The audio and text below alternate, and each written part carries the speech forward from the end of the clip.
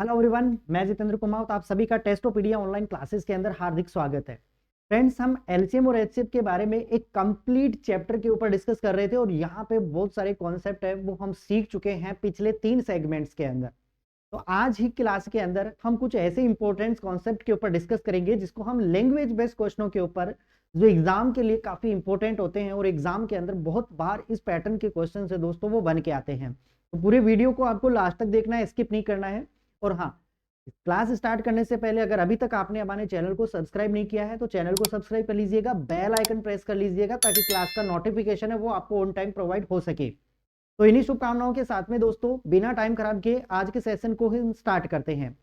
तो सेशन का जो हमारा पहला क्वेश्चन रहेगा वो कुछ इस प्रकार से रहेगा कि क्वेश्चन को गौर से पढ़ना है, फिर इसके बाद में आंसर देना है। फर्स्ट ऑफ ऑल हम एक कॉन्सेप्ट समझेंगे और फिर उसके बारे में हम जितने भी क्वेश्चंस होंगे उन सारे क्वेश्चनों के बारे में हम स्टेप बाय स्टेप है वो डिस्कस करना चाहेंगे। ठीक है दोस्तों, तो स्टार्ट करते हैं आज का हमारा ये सेशन का सबसे शानदार क्वेश्चन देखो, इस पैटर्न के साथ में हम डिस्कस कर चुके हैं। यानी कि पहले जो हमने 3 सेगमेंट सीखे हैं वहां पे हमने दोस्तों डिस्कस किया था कि किस प्रकार से अगर कोई संख्याएं हैं उनका योग आपको गिवन है और फिर आपका एचसीएफ गिवन है तो किस प्रकार से हम उसके नंबर ऑफ पॉसिबल पेयर्स हैं वो फाइंड आउट करते हैं। तो इस पैटर्न में भी हम कुछ उसी पैटर्न को आगे बढ़ाते हैं और कुछ इंपोर्टेंट जितने भी एग्जाम्स ओरिएंटेड क्वेश्चन है जो एग्जाम में पूछे जा चुके हैं टिल 2023, यानी कि दिसंबर 2023 का जितने भी एसएससी के एग्जाम्स हुए हैं और उनके अंदर जिस भी पैटर्न के क्वेश्चन पूछे गए हैं, आज के सेशन में हम उन्हीं चीजों को डिस्कस करेंगे। तो देखिए, स्टार्ट करते हैं जहां से हमने पिछली क्लास को यानी कि एंड किया था, हम वहीं से इन चीजों को स्टार्ट करते हैं। फर्स्ट ऑफ ऑल, अगर आपने अभी तक वो 3 वीडियोस हैं वो नहीं देखे हैं, 3 लेक्चर आपने नहीं देखे हैं, तो एक बार उनको देखिएगा ताकि आपका जो बेसिक इनपुट्स है वो यहाँ पे क्लियर हो सके और फिर इसके बाद में आज के सेशन को हम स्टार्ट करते हैं। ठीक है दोस्तों, तो सेशन के लिए देखिए, अगर मैं बात करूं कि पिछला सेशन जहाँ पे हमने एंड अप किया था वहां पे कुछ इस पैटर्न का क्वेश्चन हमें दिया हुआ था कि आपको 2 संख्याएं हैं जिनका सम आपको दिया गया है 528 और उन संख्याओं का एचसीएफ आपको दिया गया है 33। आपको बताना है कि find the number of possible pairs. दोस्तों यहाँ पे मैंने क्या कहा था कि हम यहाँ पे 2 पैटर्न सीखने की कोशिश करेंगे। पहला पैटर्न हम यहाँ पे कोशिश करेंगे कि आपको पता होना चाहिए कि वहां पे एक तो होता है पॉसिबल पेयर्स, यानी कि संभावित युग्मों की संख्या कैसे कैलकुलेट की जाती है, और दूसरा कि अगर हमारे को पूछ ले कि वो नंबर कौन कौन से हैं, उन नंबरों का योग क्या है, उन नंबरों का डिफरेंस क्या है, तो वो भी हम इजी और सिंपल तरीके से कैलकुलेट कर सकते हैं। फर्स्ट ऑफ ऑल, इस क्वेश्चन के साथ में हम इन चीजों को समझेंगे कि क्या एक्चुअल में वो वूल प्रोसेस है, वो सारी की सारी प्रक्रियाएं हैं जिससे हम इन क्वेश्चनों को सोल्व आउट कर सकते हैं बिल्कुल इजी और सिंपल मेथड के साथ के अंदर। पहला क्वेश्चन है दोस्तों कि सम ऑफ 2 नंबर, 2 संख्याओं का योग आपको 528 दिया गया है और उनका एचसीएफ आपको दिया गया है 33। तो दोस्तों एक कॉन्सेप्ट यहाँ पे ये बन के आया है कि अगर आपको पॉसिबल नंबर ऑफ पेयर चाहिए तो आपको क्या करना पड़ेगा, जो भी आपको सम दिया गया है उस सम को डिवाइड करना पड़ेगा क्या, उसके एचसीएफ से। तो आपके पास में जो भी नंबर आएगा उस नंबर को आपको क्या करना पड़ेंगे, टुकड़े करने पड़ेंगे, और वो टुकड़े किस रूप में करने पड़ेंगे, यानी कि योग के रूप में, मतलब जोड़ के रूप में हम उनके पेयर बनाएंगे और उसके बाद में जो भी को प्राइम नंबर होंगे हम उस जोड़े के अंदर उसको काउंट कर लेंगे। तो ये कॉन्सेप्ट हम पहले सीख चुके हैं। अब हम इसको अप्लाई करते हैं इस क्वेश्चन के अंदर कि क्या इसका राइट आंसर रहने वाला है, क्या इसका सारा की सारा जो प्रक्रियाएं हैं वो किस प्रकार से बन के आएंगी, तो उन चीजों के बारे में हम इस क्वेश्चन के अंदर डिस्कस करेंगे। ध्यान दीजिएगा, हमें योग कितना दिया गया है क्वेश्चन के अंदर, 528। ठीक है, एचसीएफ कितना दिया गया है हमें, 33। अब जब यहां से हम इसको सॉल्व करेंगे ना, तो ध्यान दीजिएगा, अगर मैं 528 में 33 से डिवाइड करता हूं तो ये हमारे पास हो गया 33 एकम 33 और ये कितना हो गया 6, यानी कि 16 हो गया। अभी हमारे पास ये जो 16 बना है ना, इस 16 के हमें क्या बनाने पड़ेंगे, पेयर बनाने पड़ेंगे। कैसे बनाने पड़ेंगे, ध्यान दीजिएगा। अगर मैंने कहा कि सबसे पहले मैं नंबर लेता हूं 1 में यदि मैंने 15 जोड़ा तो मेरे पास संभावना है कि वहां पे 16 आ जाए। दूसरा नंबर लिया मैंने 2 में अगर मैं 14 ऐड कर देता हूं तो पॉसिबिलिटी बनती है कि हमारे पास 16 आ जाए। मैं नंबर लेता हूं 3, अगर 3 में मैंने 13 ऐड किया है तो भी हमारे पास 16 आने के चांस है। अगर मैंने नंबर लिया 4 में अगर मैं 12 ऐड कर देता हूं तो भी हमारे पास 16 आने के चांस है। नंबर लिया मैंने 5 में अगर मैं 11 ऐड कर दूं तो भी हमारे पास 16 आ सकता है। नंबर लिया मैंने 6 में अगर मैं 10 ऐड कर देता हूं तब भी हमारे पास 16 आ सकता है।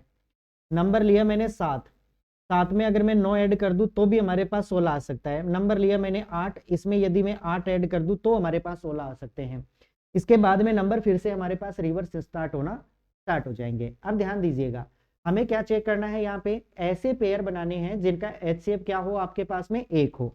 तो ऐसे पेयर अगर हम बनाएंगे तो यहाँ पे देखिए, अगर मैं कहूँ कि 1 और 15 ये पेयर में काउंट किया जाएगा, 2 और 14 ये पेयर में काउंट नहीं किया जाएगा, तो इसको हम नहीं डिस्कस करेंगे। 3 और 13 ये पेयर में गिना जाएगा, 4 और 12 ये पेयर में नहीं गिना जाएगा, 5 और 11 ये पेयर में गिना जाएगा, 6 और 10 ये भी नहीं गिना जाएगा, 7 और 9 ये भी पेयर में गिना जाएगा, 8 और 8 ये पेयर में नहीं गिने जाएंगे। तो कुल मिला के हमारे पास नंबर ऑफ पेयर्स कितने बन गए दोस्तों, 1 2 3 और 4, यानी कि टोटल नंबर ऑफ पेयर हमारे पास कितने बने, 4 पेयर बन गए। तो हम ये कह सकते हैं कि इस क्वेश्चन का जो हमारा राइट आंसर बनेगा ना, वो क्या बनेगा, 4 बनेगा। यानी कि हमारे पास इस क्वेश्चन में टोटल ऐसे जोड़े, ऐसे संभावित जोड़े जिनका HCF 33 हो और जिनका योग 528 हो, ऐसे टोटल कितने जोड़े पॉसिबल हैं, केवल और केवल 4 ही जोड़े पॉसिबल है। अब अगर दोस्तों अपने को कहे इस क्वेश्चन के अंदर कि बताइए वो नंबर कौन कौन से हैं, तो ध्यान दीजिएगा, आपने जो भी जोड़े बनाए हैं उन जोड़ों को आप HCF से मल्टीप्लाई कर देंगे तो आपके पास में वो नंबर निकल करके आ जाएंगे। सपोज दैट अगर मुझे पहला जोड़ा निकालना है तो ध्यान दीजिएगा, 1 को मैं 33 से मल्टीप्लाई करूंगा और 15 को मैं 33 से मल्टीप्लाई करूंगा, तो वो हमारे पास एक्चुअल नंबर आ जाएंगे। 3 को मैं 33 से और 13 को मैं 33 से मल्टीप्लाई करूंगा तो भी हमारे पास एक्चुअल नंबर आ जाएंगे। 5 और 11 को भी आप 33 से मल्टीप्लाई करोगे ना, तो आपके पास में वो एक्चुअल नंबर निकल करके आ जाएंगे जिनका HCF कितना होगा, 33 होगा। एंड सो ऑन 7 एंड 9, इसको भी यदि हम 33 इनके HCF से मल्टीप्लाई कर देंगे तो हमारे पास इनका क्या निकल करके आ जाएगा, HCF निकल करके आ जाएगा, मतलब वो एक्चुअल नंबर हमें दिखाई देंगे। अब दोस्तों अगले क्वेश्चन से हम इस चीज को प्रूव करेंगे कि वास्तव में वो नंबर्स कैसे होंगे, एग्जाम में कैसे क्वेश्चन आएंगे, तो उन चीजों के बारे में हम बढ़ेंगे अगले क्वेश्चन से। उम्मीद करता हूं ये क्वेश्चन आप भली भांति समझ चुके होंगे कि जब आपको योग दे दे, HCF दे दे और उस केस में अगर आपको नंबर ऑफ पॉसिबल पेयर्स के बारे में पूछा जाए तो आपको डायरेक्ट क्या करना है कि जो भी उनका HCF है ये उसको डिवाइड कर देना है, उससे डिवाइड कर देना है जो भी आपके पास में सम दिया गया है उससे, ठीक है ना। अब ध्यान दीजिएगा, यहाँ पे अगर मैं कहूं कि अगला क्वेश्चन क्या होगा, तो नेक्स्ट क्वेश्चन ध्यान दीजिए कि दो संख्याओं के मैसेप है और लेसेप है 7 और 140 है। यदि वो संख्याएं 20 और 45 के बीच की हो तो उन संख्याओं का क्या बताना है, आपको योग बताना है। अब ध्यान दीजिएगा इस प्रकार के क्वेश्चन को हम कैसे कैलकुलेट करेंगे। तो फर्स्ट ऑफ ऑल दोस्तों आपको पता होना चाहिए कि दो संख्याओं का लेसेप है आपको दिया गया है। अच्छा एक कॉन्सेप्ट यहाँ पे ये ध्यान रखना कि मैंने कहा जैसे मेरे पास कोई नंबर है 2 और 4, अगर इन दोनों नंबरों का मुझे लेना है LCM, तो मुझे बताओ इन दोनों नंबरों का LCM कितना होगा, 4। और अगर मुझे इन दोनों नंबरों का निकालना है HCF, तो HCF क्या होता है दोस्तों, 2 और 4 का HCF कितना होगा, 2। तो ये बात ध्यान रखना यहाँ पे कि एक चीज अगर मैं कहूं कि LCM होता है ना, वो हमेशा इनके HCF से क्या होता है, डिवाइड होता है कंप्लीटली। जैसे LCM 4 है, इसको मैं 2 से डिवाइड करूंगा तो ये कंप्लीट डिवाइड हो जाएगा। इसी तरह से नेचर यानी कि प्रकृति के अंदर जितने भी नंबर्स होंगे ना, उन नंबरों का अगर LCM होता है ना, तो वो हमेशा उनके HCF से क्या होता है, डिविजिबल होता है।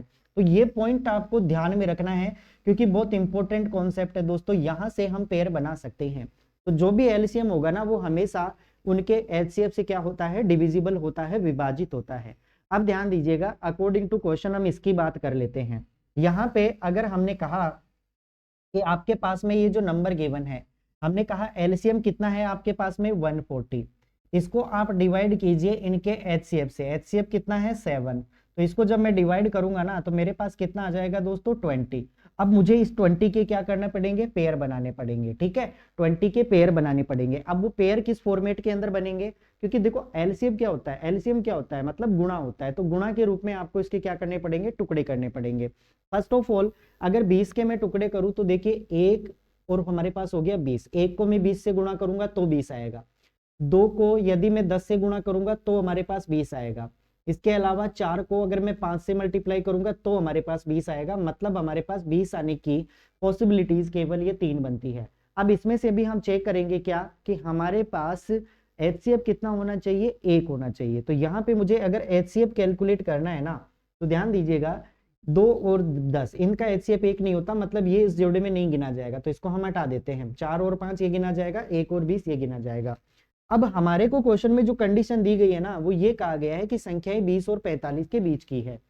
तो फर्स्ट ऑफ ऑल यदि मैं ये जो 1 है ना फर्स्ट, इसको यदि मैं HCF 7 से मल्टीप्लाई करता हूं ना, तो फर्स्ट नंबर क्या निकला मेरे पास, 7।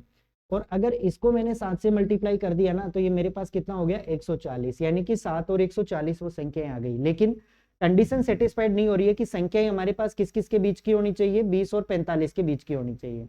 तो अब मैं क्या करूंगा, ये जो हमारे पास दूसरा पेयर है इसको आप HCF 7 से मल्टीप्लाई करो तो 7 चौके कितना हो गया 28, और इसको आप 7 से मल्टीप्लाई करो तो ये कितना हो गया 35। अब मुझे बताओ ये जो 28 आया और ये जो 35 आया, ये दोनों के दोनों नंबर मुझे बताओ 20 और 45 के हैं कि नहीं। 20 और 45 के बीच की संख्याएं हैं। अब ध्यान दीजिएगा, जब 20 और 45 की ये संख्याएं है ना तो हमें पूछा गया है इन दोनों का सम पूछा गया है। तो मुझे बताओ सम ऑफ दोज नंबर।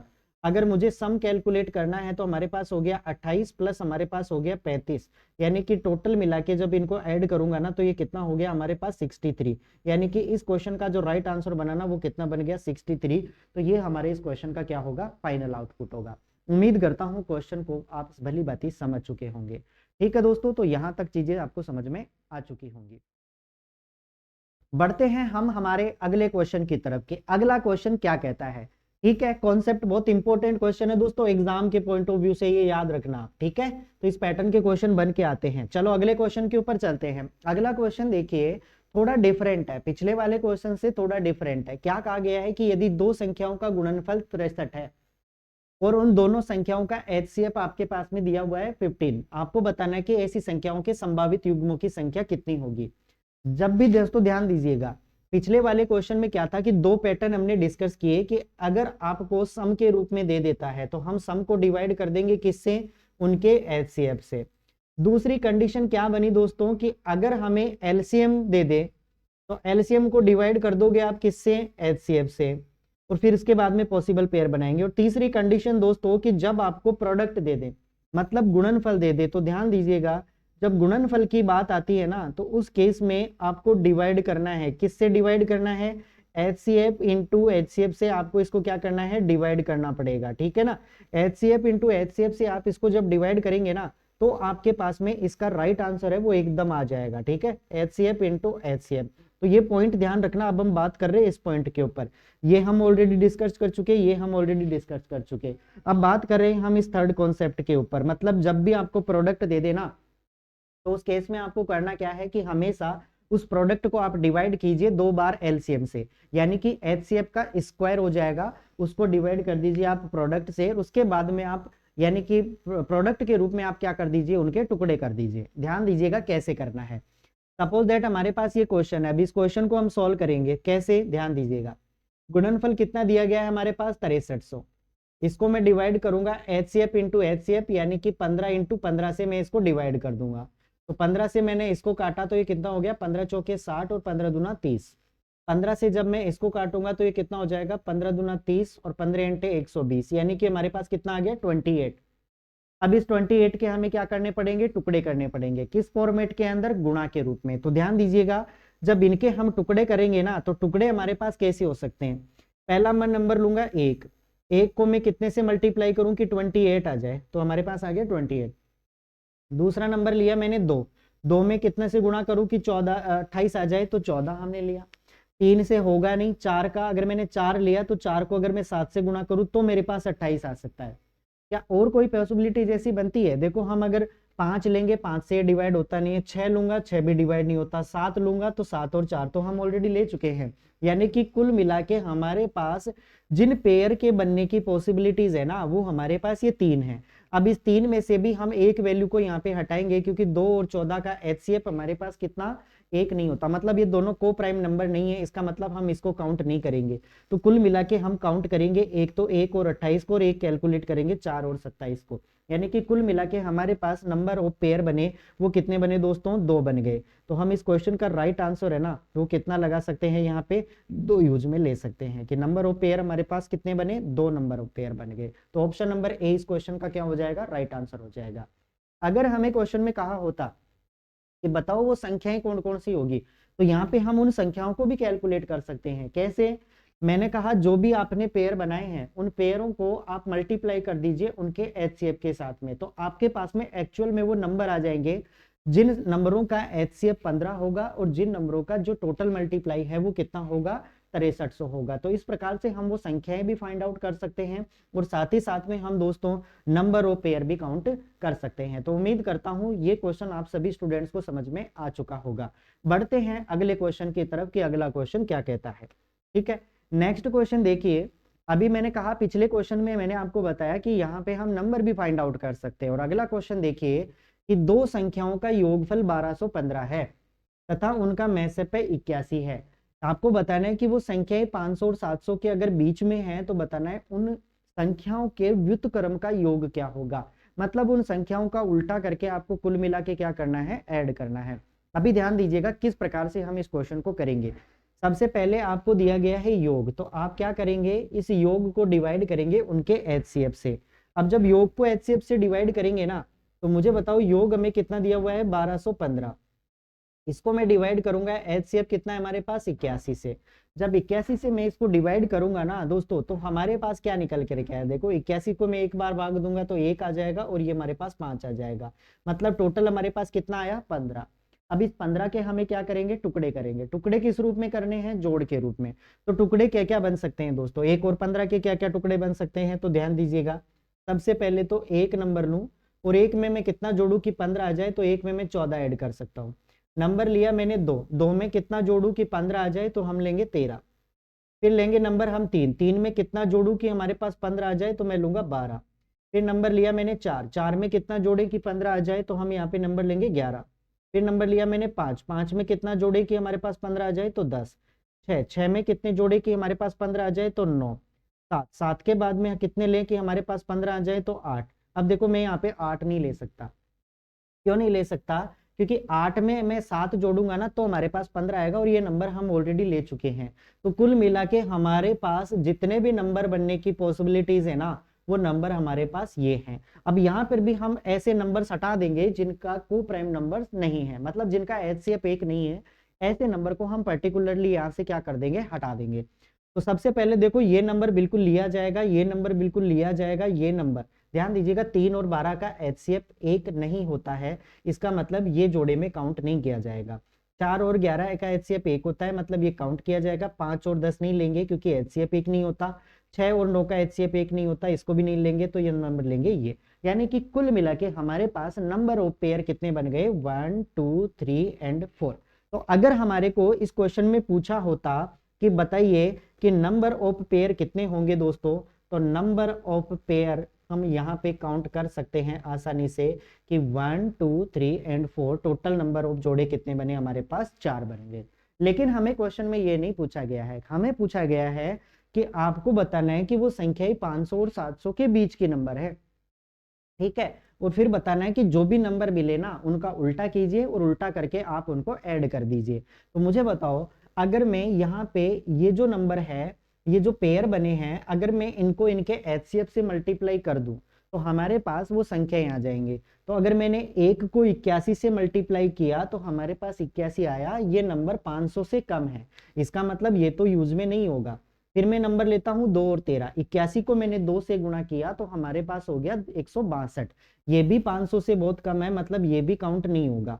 फिर मैं बात करूं 4 और 11, अगर 81 को मैं 4 से गुणा करता हूं ना तो ये भी 500 से क्या रह जाता है, कम रह जाता है, तो ये भी काम में नहीं लेंगे हम। मैं आता हूं इसके ऊपर, अगर मैंने इस नंबर को 81 से मल्टीप्लाई कर दिया तो मेरे पास कितना हो गया भाई, 7 1 जा 7 और 8 को 7 से गुणा किया, ये हो गया 56।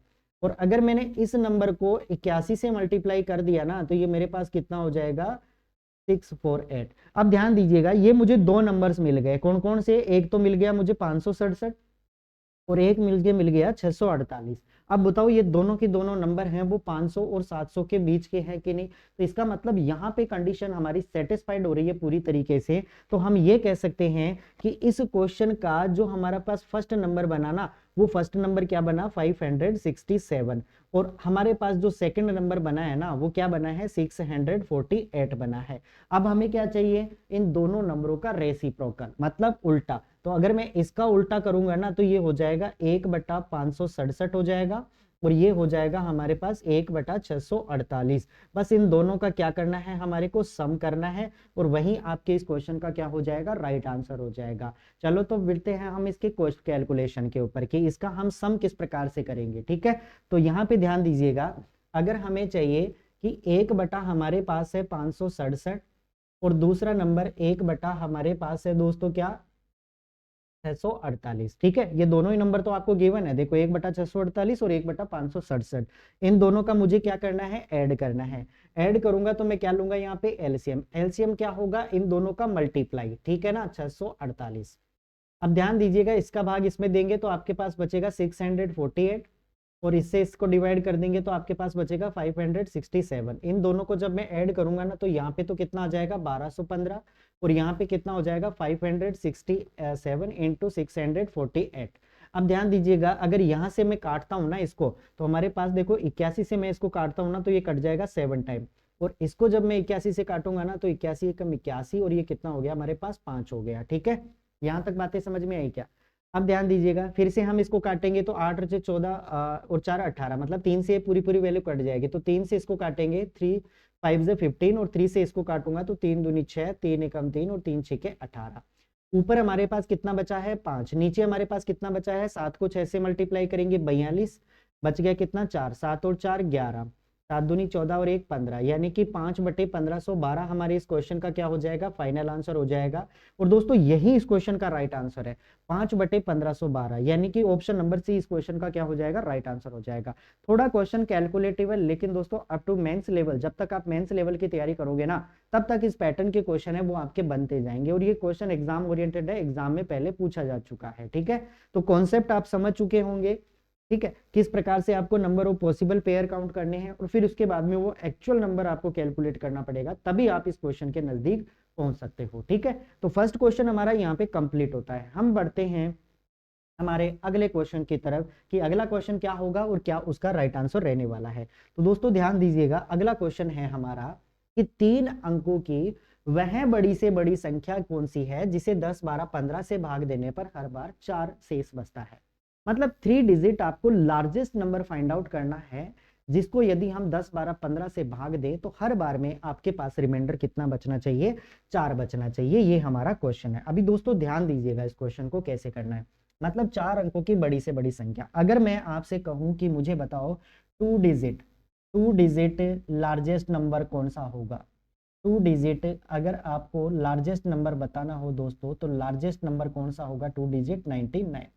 ऐसे ही मैं कहूं कि 3 डिजिट लार्जेस्ट नंबर कौन सा होगा, तो 3 डिजिट अगर मुझे लार्जेस्ट नंबर निकालना है ना, तो 3 डिजिट लार्जेस्ट नंबर कौन सा होगा आपके पास में, 999।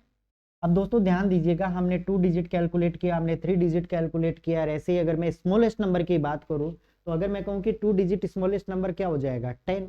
अगर मैं कहूं 3 डिजिट स्मॉलेस्ट नंबर कौन सा हो जाएगा, तो 100 हो जाएगा। तो इस प्रकार से ध्यान दीजिएगा, 3 डिजिट लार्जेस्ट नंबर का, और 2 डिजिट लार्जेस्ट नंबर का, और 4 डिजिट लार्जेस्ट नंबर का, इन सारी चीजों के बारे में आपको पता होना चाहिए, क्योंकि आगे चल करके हमारे पास 6 डिजिट का लार्जेस्ट नंबर के बारे में भी बात की जाएगी, तो उन क्वेश्चनों को भी हम बेहतरीन तरीके से सोल्व आउट कर सकें।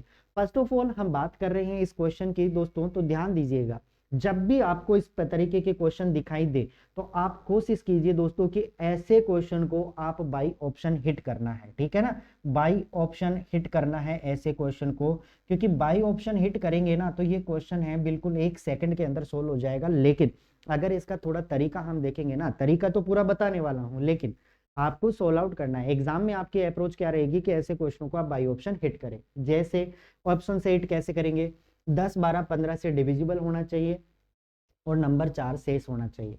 तो अगर मैं इन सभी में 4 4 घटा दूं, तो मुझे बताओ यहाँ पे 964 है, इसमें से 4 घटा दिया 960। अब मुझे बताओ क्या 960 में 10 12 और 15 का कंप्लीट डिवाइडेशन होता है, पूरा पूरा भाग जाता है, बिल्कुल जाता है। इट मींस ये हमारे इस क्वेश्चन का क्या हो गया, आंसर हो गया। ये लो, इतनी सी बात थी, मतलब 1 सेकंड का काम था और हमारा आंसर फिनिश हो गया। लेकिन दोस्तों अगर इसका हम तरीका सीखेंगे ना, तो यहाँ पे देखिए इसका डिटेल सॉल्यूशन। ठीक है ना, तो डिटेल सॉल्यूशन के ऊपर मैं बात करता हूं, तो डिटेल सॉल्यूशन देखिए, डिटेल सॉल्यूशन हमारे पास ये बनेगा इस क्वेश्चन का कि हमारे पास 3 अंकों का लार्जेस्ट नंबर कौन सा है, कि हमें कहूं कि 3 नंबरों का लार्जेस्ट नंबर मेरे पास 999 है। इस नंबर को यदि मैं डिवाइड करता हूं किससे, 10 से, 12 से और 15 से, तो मेरे पास दोस्तों जो रिमाइंडर है ना वो बचना चाहिए कितना, 4 बचना चाहिए, ऐसा क्वेश्चन में कहा गया है।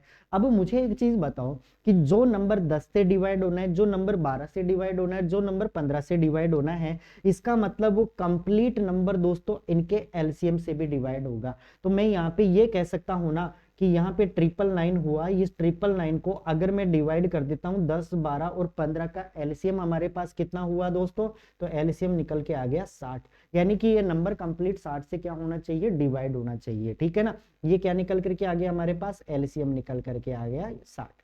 अब ध्यान दीजिएगा, अगर मैं इसको 60 से डिवाइड करता हूं ना, तो मुझे बताओ एक्चुअल में अगर मैंने इसको 60 से डिवाइड किया है तो वास्तव में इसका रिमाइंडर कितना निकल करके आएगा। तो जब आप 999 में 60 का भाग दोगे ना, तो आपके पास में जो रिमाइंडर है ना, जो शेषफल है, वो शेषफल कितना आएगा भाई, 39। शेषफल कितना आ जाएगा, 39 आ जाएगा। यहां तक बातें क्लियर हुई। अब ध्यान दीजिएगा, हमें 3 अंकों की सबसे बड़ी संख्या क्या दी गई है, 999। अब ध्यान दीजिएगा, इस 999 में मैं एक भी नंबर जोड़ नहीं सकता। क्यों नहीं जोड़ सकता, रीजन है। रीजन क्या है कि अगर मैंने इसमें एक भी नंबर ऐड कर दिया ना, तो ये 3 अंकों की सबसे बड़ी संख्या नहीं होगी, ये 4 अंकों की क्या हो जाएगी, सबसे छोटी संख्या हो जाएगी। जबकि हमें तो सबसे बड़ी संख्या निकालनी है, तो मैं इसमें कुछ भी जोड़ नहीं सकता, लेकिन इसमें घटा तो सकता हूं। और घटता क्या है, हमेशा शेषफल। तो ध्यान दीजिएगा, जब हम इसमें से शेषफल घटाएंगे ना, मतलब ये 39 जब मैं इसमें से कम कर दूंगा ना, तो हमारे पास जो नंबर बनेगा ना, वो बनेगा क्या दोस्तों, 960। हमारे पास 960 बनेगा। यानी कि ये 960 है ना, एक ऐसा नंबर है जो 10 से, 12 से और 15 से कंप्लीट डिविजिबल है, और ये 3 डिजिट्स क्या है, लार्जेस्ट नंबर है। लेकिन हमारे क्वेश्चन में आगे कंडीशन दे दी कि आपके पास में शेषफल कितना बचना चाहिए, 4 बचना चाहिए। तो मैं इसमें रिमाइंडर 4 और ऐड कर दूंगा, तो मेरे पास फाइनल आउटपुट कितना हो जाएगा, 964। यानी कि 964 3 डिजिट ऐसा लार्जेस्ट नंबर है जिसको यदि आप 10, 12, 15 से डिवाइड करोगे ना, तो हर हाल में आपके पास में रिमाइंडर कितना बचने वाला है, 4 बचने वाला है। इसका मतलब हमारे इस क्वेश्चन का राइट आंसर क्या बना, 964। तो ये एक डिटेल इसकी प्रोसेस थी। कोशिश कीजिए आप ऐसे क्वेश्चनों को बाई ऑप्शन हिट करें, क्योंकि बहुत ईजी और बहुत सिंपल तरीके से ये क्वेश्चन है, बहुत विद इन सेकंड के अंदर सोल्व हो सकता है अगर आप हिट एंड ट्रायल मेथड का यूज करते हो। बढ़ते हैं हम हमारे अगले क्वेश्चन के ऊपर। उम्मीद करता हूं क्वेश्चन आप स्टूडेंट्स को समझ में आ चुका होगा। नेक्स्ट क्वेश्चन देखिए। नेक्स्ट क्वेश्चन आपके सामने है कि यदि किसी कक्षा में विद्यार्थियों को 6 या 8 या 10 की पंक्ति में पूरे समूह में रखा जा सके, तो आपको बताना है कि कक्षा के विद्यार्थियों की न्यूनतम संख्या। बहुत इजी क्वेश्चन है दोस्तों। क्वेश्चन में कहा गया है न्यूनतम संख्या। देखो यहाँ पे बात की गई है लिस्ट की, और लिस्ट के लिए हम क्या कैलकुलेट करते हैं, एलसीएम कैलकुलेट करते हैं। तो बस कुल मिला के आपको इनका एलसीएम निकालना है, वही इस क्वेश्चन का राइट आंसर हो जाएगा। और एलसीएम और एचसीएफ निकालना हम फर्स्ट और सेकंड पार्ट में इजी और सिंपल तरीके से सीख चुके हैं। तो ध्यान दीजिएगा, अगर यहाँ पे मैं कहूँ कि हमारे को चाहिए 6 का, 8 का और 10 का, इन नंबरों का मुझे क्या चाहिए, एलसीएम चाहिए। तो एलसीएम कैसे काउंट करते हैं, अगर आपको टेबल आता है तो मैंने कहा लार्जेस्ट जो आपके पास में नंबर होगा ना, हमेशा उसके मल्टीपल के अंदर ही उसका एलसीएम होता है। तो दोस्तों अगर मैं कहूँ यहाँ पे सेकंड मेथड कि 6 को मैं क्या लिख सकता हूँ, 2 × 3 में नोट डाउन कर सकता हूँ। 4 को मैं क्या लिख सकता हूँ, 2 की पावर 3 एंड सो ऑन। 10 को मैं क्या लिख सकता हूँ, 2 × 5। अब मुझे बताओ 2 की सबसे बड़ी पावर कौन सी है, 3। 3 की सबसे बड़ी पावर 3 हो गई और 5 की सबसे बड़ी पावर 5 हो गई। यानी कि 2 की पावर 3 कितना हुआ, 8। 8 को 3 से गुणा किया 24। 24 को 5 से गुणा किया 120। यानी कि हमारे पास हमारे इस क्वेश्चन का राइट आंसर कितना बना, 120। कौन से ऑप्शन में गिवन है, ऑप्शन नंबर बी में को गिवन है। तो ये इस क्वेश्चन का क्या हो जाएगा, राइट आंसर हो जाएगा। ठीक है दोस्तों, यहां तक आपको चीजें समझ में आ चुकी होगी, बिल्कुल सिंपल एंड इजी तरीके से। आप इसको डायरेक्ट भी कर सकते थे कि मतलब एक ऐसे बड़े से बड़ा नंबर या छोटे से छोटा नंबर आपको फाइंड आउट करना है जो गिवन नंबर से क्या हो, एग्जैक्टली डिवाइड हो। वही तो एलसीएम होता है, जो हम पिछले सेगमेंट्स के अंदर बिल्कुल डिटेल से पढ़ चुके हैं। बढ़ते हैं हम हमारे अगले क्वेश्चन की तरफ। नेक्स्ट क्वेश्चन देखिए। वह सबसे छोटी संख्या जिसे यदि 5, 10, 12 और 15 से हम भाग दें तो प्रत्येक दशा में क्या बचना चाहिए, 2 शेषफल बचना चाहिए। लेकिन 7 से भाग देने पर कोई भी शेषफल नहीं रहना चाहिए। फर्स्ट ऑफ ऑल दोस्तों हम इस क्वेश्चन को बाय ऑप्शन हिट करेंगे, क्योंकि हिट एंड ट्रायल मेथड से ये क्वेश्चन बहुत इजी और सिंपल तरीके से हो सकता है। तो आप कोशिश कीजिए कि ऐसे क्वेश्चनों को बाय ऑप्शन हिट करें। बाय ऑप्शन बहुत इजी और सिंपल तरीके से ये क्वेश्चन हो सकता है। देखिए कैसे, सबसे पहले तो 7 से डिविजिबल करे ना तो कंप्लीट डिवाइड हो जाना चाहिए, मतलब कोई भी रिमाइंडर नहीं बचना चाहिए। मुझे बताओ ये चारों के चारों ऑप्शन है क्या 7 से डिवाइड है क्या? बिल्कुल डिवाइड है। तो चारों नंबर 7 से डिवाइड है, मतलब 7 का गेम तो खत्म है। अब बात करता हूं मैं आगे कि नंबर 5 से 10 से 12 से और 15 से डिवाइड हो तो प्रत्येक दशा में क्या बचना चाहिए? 2 शेषफल बचना चाहिए। अगर मैं इन सभी में से 2-2 कम कर दूं, अगर जो शेषफल बचना चाहिए अगर मैं वो इन नंबरों में से हटा दूं, तो मेरे पास वो कंप्लीट नंबर 5, 10, 12 और 15 से डिवाइड होना चाहिए। तो अगर मैं इसमें से 2 कम करता हूं तो 187 बच गया जो 10 से डिवाइड नहीं है। अगर 182 में से मैंने 2 कम कर दिया तो 180।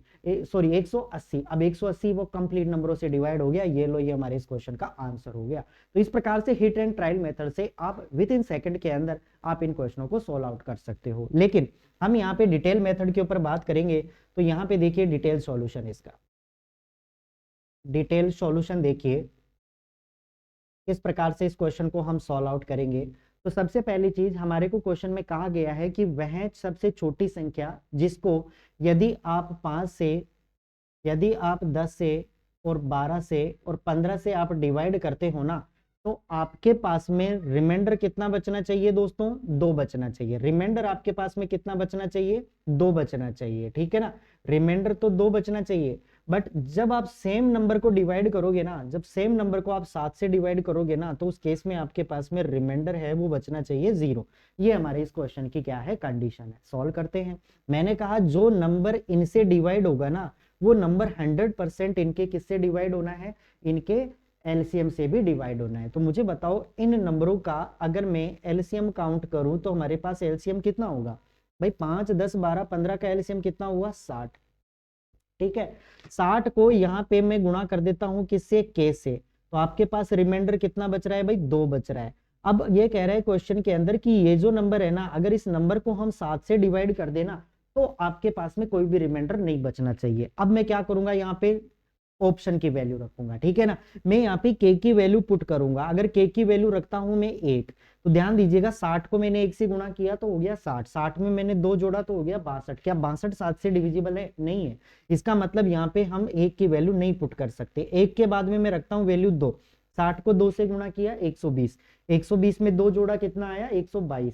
लेकिन क्या 122 है वो 7 से कंप्लीट डिविजिबल है? नहीं है। इसका मतलब कंडीशन सेटिस्फाइड नहीं हो रही। तो इसका मतलब 2 के बाद में हम बढ़ेंगे 3। तो 60 को मैंने 3 से गुणा किया 180, 180 में 2 जोड़ा 82, 182 क्या 7 से डिविजिबल है? बिल्कुल डिविजिबल है। इसका मतलब हमारे इस क्वेश्चन का जो आंसर बना ना, वो बन गया 3 को रखने पर। 3 को रखने पर हमारा आंसर कितना आ रहा है? 182। तो ये आपके इस क्वेश्चन का क्या हुआ? राइट आंसर हुआ, जो कौन से ऑप्शन में? ऑप्शन नंबर बी के अंदर आपको गिवन है। तो इस तरीके से आप इन क्वेश्चनों को इजी और सिंपल तरीके से सोल्व आउट कर सकते हो। बाकी कोशिश कीजिएगा, मैंने कहा ऐसे क्वेश्चनों को अगर आप बाई ऑप्शन हिट करेंगे ना, तो क्वेश्चन बहुत जल्दी सोल्व हो जाएगा, बहुत इजी मेथड के अंदर, जहां पे आप क्वेश्चन को देख करके भी इसका आंसर कैलकुलेट कर सकते हो। ठीक है दोस्तों, बढ़ते हैं अगले क्वेश्चन की तरफ। नेक्स्ट क्वेश्चन देखिए, ये हमारा आज का लास्ट क्वेश्चन है। इसके बाद में जितने भी क्वेश्चन बचेंगे वो हम अगले सेशन के अंदर डिस्कस करेंगे।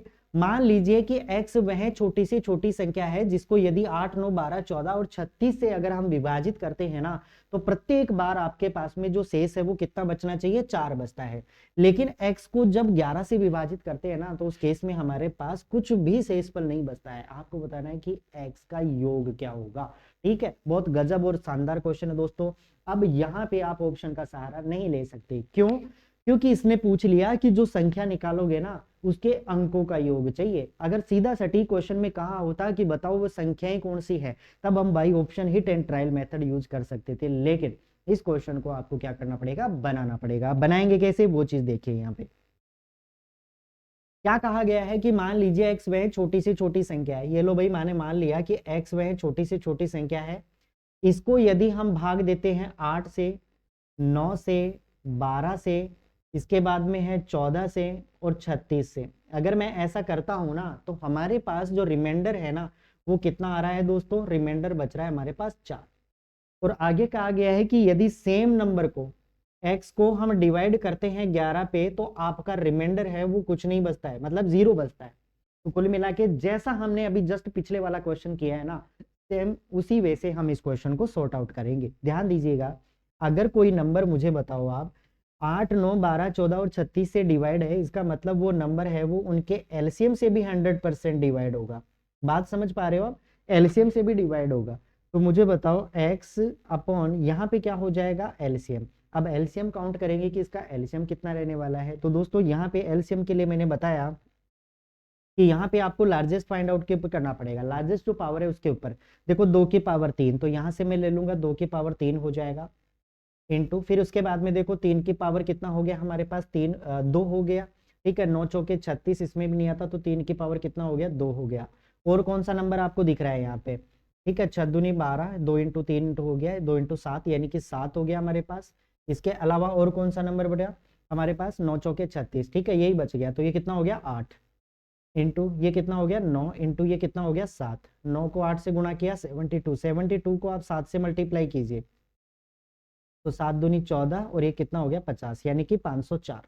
हमारे पास कितना हो गया, ये 504 हो गया। यहाँ तक बातें समझ में आई क्या सभी स्टूडेंट्स को? तो ये हमारे पास क्या हो गया, इनका एलसीएम निकल करके आ गया कि अगर कोई नंबर आपके पास में 504 है, इस नंबर से मैं भाग दे रहा हूँ x के अंदर, तो आपके पास में जो रिमाइंडर है वो कितना आना चाहिए, 4 आना चाहिए। अब दोस्तों ध्यान दीजिएगा, यहाँ पे आपको थोड़ा बहुत मेथड क्या यूज करना पड़ेगा कि हमें सबसे पहले तो कि वह छोटी से छोटी संख्या आपको कैलकुलेट करनी पड़ेगी, ताकि ठीक है ना, ताकि जिस नंबर को हम भाग देना वो कंप्लीट 11 से डिविजिबल हो जाए। तो ऐसा नंबर कौन सा हो सकता है मुझे बताओ। फॉर एग्जाम्पल यहाँ पे मैंने लिया, यहाँ पे नंबर है हमारे पास कौन सा, कोई सा नंबर लीजिए, जैसे 504 है, 504 है, ये तो कंप्लीटली 11 से डिविजिबल नहीं हो पाएगा। ठीक है, क्योंकि अगर मैंने 11 का भाग दिया ना तो हमारे पास बचेगा 64, 64 में 11 का भाग जाता नहीं है। तो एक काम करता हूँ, मैं 504 का मल्टीपल देखता हूँ। ठीक है, 504 का क्या देखता हूँ, मल्टीपल देखता हूँ। तो अगर मैं 504 को 2 से मल्टीप्लाई कर देता हूँ ना, तो ये कितना हो जाएगा हमारे पास, 4 दूनी 8, 0 और 5 दूनी 10, 1008 हो जाएगा। ठीक है, 1008 हो जाएगा। अब हमारे पास रिमाइंडर 4 बचना चाहिए, तो अगर मैं इस रिमाइंडर में ये जोड़ दूं ना तो मेरे पास कितना हो जाएगा भाई, 8 और 4 12 बच गया, ये हमारे पास 1 हो गया 0 और ये हमारे पास 1 हो गया। हमारे पास बताओ 1012, ये कंप्लीट नंबर ऐसा है जो इस नंबर को अगर मैं 11 से डिवाइड करूंगा ना तो मेरे पास रिमाइंडर कितना बचेगा, 0 बचेगा, क्योंकि 1012 कंप्लीट 11 से डिवाइड है। देखो 1 और 1 कितना हो गया 2, 2 में 0 जोड़ा कितना आ गया 2, 2 और 2 का डिफरेंस कितना हुआ 0। इसका मतलब ये कंप्लीट नंबर 11 से डिवाइड होगा। तो हमारे को वो संख्या मिल चुकी है, कौन सी, 1012। अब हमें क्या पूछा गया है कि जो आपने नंबर निकाला ना 1012, बस इसके डिजिट का सम कर दीजिए। तो 1012 मैंने कैलकुलेट किया, अगर मैं इनके सारे अंकों को जोड़ूंगा ना तो 2 और 1 3, 3 में 0 जोड़ा 3, 3 और 1 कितना बना 4, यानी कि हमारे इस क्वेश्चन का राइट आंसर बनाना वो बन गया ऑप्शन नंबर डी, 4 इस क्वेश्चन का क्या होगा, राइट आंसर हो गया। तो इस प्रकार से आप इन क्वेश्चनों को है वो बिल्कुल ईजी और सिंपल वे से सोल्व आउट कर सकते हो। ठीक है दोस्तों, क्योंकि इसमें ऑप्शन इसलिए नहीं ले सकते क्योंकि अगर हमने यहाँ पे ऑप्शन उठाया तो इसने पूछा है योग, पूछा है किसका, जो भी नंबर मिलेगा ना आपको उस नंबर के डिजिट का सम पूछा गया है यहाँ पे। अगर खाली नंबर पूछा होता ना तो फिर तो हम यहाँ पे ऑप्शन का सहारा ले चुके होते। तो दोस्तों उम्मीद करता हूं ये पैटर्न आप सभी स्टूडेंट्स को समझ में आ चुका होगा। तो आज के जितने भी क्वेश्चंस थे इंपॉर्टेंट, जितने भी एमसीक्यूज थे पैटर्न के ऊपर, लेटेस्ट पैटर्न के ऊपर, वो सारे क्वेश्चंस हम डिस्कस कर चुके हैं। तो मिलेंगे आपसे अगले सेशन के साथ में दोस्तों।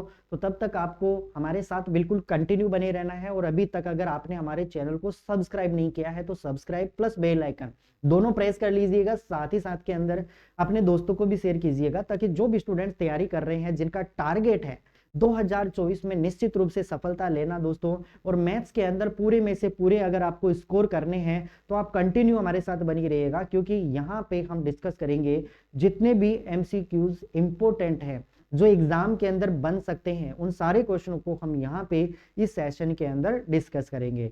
तो इन्हीं शुभकामनाओं के साथ में दोस्तों आज के सेशन को हम यहाँ पे समाप्त करते हैं। Okay, thank you.